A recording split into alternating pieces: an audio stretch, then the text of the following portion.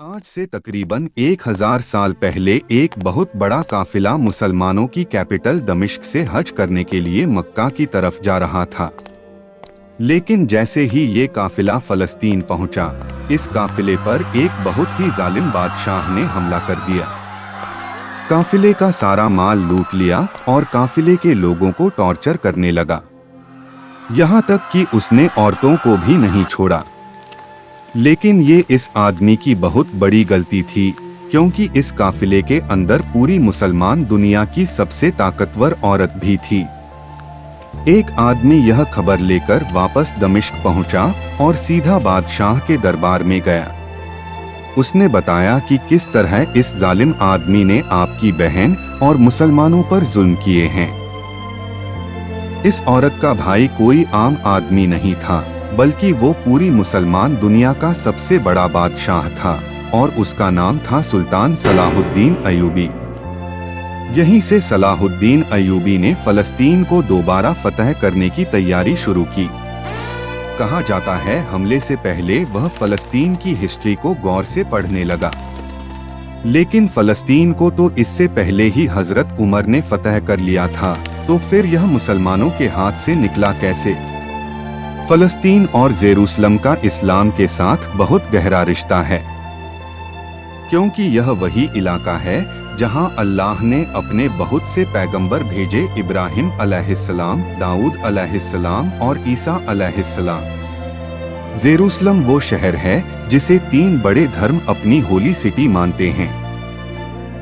1400 साल पहले जब रसूलुल्लाह सल्लल्लाहु अलैहि वसल्लम मक्का में थे, अल्लाह ने उन्हें एक ही रात में मक्का से जेरूसलम पहुंचाया, जहां उन्होंने बैतुल मक़दस में खड़े होकर तमाम पैगंबरों की इमामत की। फिर वहीं से आसमानों का सफर हुआ। लेकिन उस वक्त तक मुसलमान जेरूसलम नहीं पहुंच सके थे, क्योंकि उस पर रोमन एम्पायर का राज था। रसूलुल्लाह सल्लल्लाहु अलैहि वसल्लम ने पहले ही बता दिया था कि एक दिन मुसलमान जेरूसलम जरूर फतह करेंगे। उनके बाद खलीफा अबू बकर रजी अल्लाहु अन्हु ने रोमन एम्पायर पर हमला किया। फिर खलीफा उमर बिन खत्ताब रजी अल्लाहु अन्हु ने रोमन और फारसी ताकतों को तोड़ दिया और जेरूसलम को घेर लिया। जेरूसलम के लीडर ने कहा कि अगर खलीफा उमर खुद आएंगे तो वह शहर बिना जंग के सौंप देगा। हजरत उमर मदीना से जेरूसलम पहुंचे और उनकी सादगी देखकर शहर बिना खून बहाए मुसलमानों के हवाले कर दिया गया। उन्होंने बैतुल मक़दस को साफ कराया और वहां एक सादी मस्जिद बनवाई। यहीं से मस्जिद अल-अक़सा की शुरुआत हुई। उनके बाद हजरत उस्मान, फिर हजरत अली का दौर आया। फिर मुसलमानों में आपसी लड़ाइयां शुरू हुई और फलस्तीन उनका कंट्रोल छोड़ बैठा। बाद में बनु उमैया और फिर अब्बासी खिलाफत का दौर आया, लेकिन धीरे धीरे मुसलमान कमजोर होते गए और छोटे छोटे हिस्सों में बंट गए। इसी कमजोरी का फायदा उठाकर यूरोप से क्रूसेडर्स आए। पोप अर्बन ने ऐलान किया कि जो इस जंग में शामिल होगा उसके गुनाह माफ होंगे।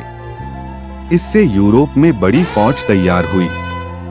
क्रूसेडर्स ने जेरूसलम पर हमला किया और शहर में घुसते ही बहुत बड़ा कत्लेआम किया। औरतें, बच्चे, बुजुर्ग किसी को नहीं छोड़ा। मस्जिद अल-अक़सा के आसपास खून बहा दिया गया। यहूदियों को भी जिंदा जला दिया गया। इस तरह जेरूसलम मुसलमानों से छिन गया। मुसलमानों की आपसी लड़ाइयों की वजह से उनकी ताकत खत्म हो गई थी। लेकिन फिर एक नया दौर शुरू हुआ, सलाहुद्दीन अयूबी का दौर। बचपन में उन्हें अपने शहर से निकाला गया था, लेकिन आगे चलकर वही बच्चा मुसलमानों का सबसे बड़ा लीडर बना। उन्होंने नूरुद्दीन जंगी के साथ रहकर इल्म और जंग दोनों सीखी। धीरे धीरे उन्होंने मिस्र और फिर दमिश्क पर कंट्रोल हासिल किया और पूरी मुस्लिम दुनिया को एकजुट किया। उन्होंने पहले मुसलमानों की आपसी लड़ाइयां खत्म की, फिर क्रूसेडर्स के खिलाफ तैयारी की। हत्तीन की जंग में उन्होंने क्रूसेडर्स को बुरी तरह हराया। उनका बादशाह और रेनाल्ड दोनों कैद हुए।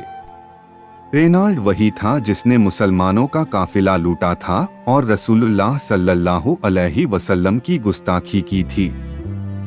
सलाहुद्दीन ने उसे इस्लाम कबूल करने का मौका दिया, लेकिन उसने मना कर दिया। तब सलाहुद्दीन ने अपनी कसम पूरी की और उसे सजा दी। इसके बाद सलाहुद्दीन जेरूसलम पहुंचे, शहर को घेर लिया। कुछ दिनों की लड़ाई के बाद शहर ने सरेंडर कर दिया। लेकिन यहाँ सबसे बड़ी बात हुई, सलाहुद्दीन ने बदला नहीं लिया। उन्होंने सभी क्रिश्चियनों को माफ कर दिया, औरतों, बच्चों और बूढ़ों को बिना पैसे छोड़ा और कई लोगों को अपने पैसे देकर आजाद किया।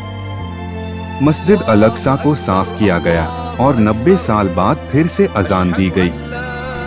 इस तरह जेरूसलम दोबारा मुसलमानों के हाथ आया। सलाहुद्दीन ने अपनी जिंदगी में इंसाफ, रहम और बहादुरी की मिसाल कायम की। उनकी मौत के वक्त उनके पास बहुत कम माल था, लेकिन उनका नाम हमेशा के लिए इतिहास में जिंदा हो गया। आज भी उनका नाम एक महान लीडर के रूप में लिया जाता है।